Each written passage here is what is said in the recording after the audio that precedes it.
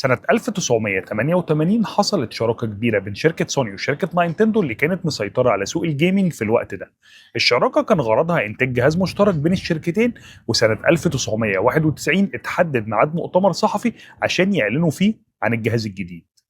بس اللي حصل في المؤتمر كانت مفاجأة كبيرة. شركة ناينتندو أعلنت إنهم بيفسخوا تعاقدهم مع شركة سوني وهيشتغلوا مع شركة فيليبس.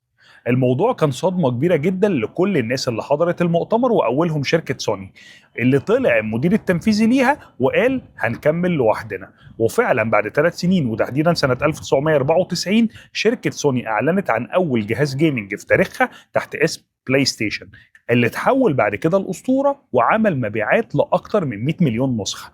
طب وشركة ناينتندو؟ شركة ناينتندو بعد سنتين أنتجت فعلا جهاز مشترك بينها وبين شركة فيليبس، بس الجهاز فشل ذريع، وعشانه شركة فيليبس أعلنت إنها بتخرج من سوق الجيمنج.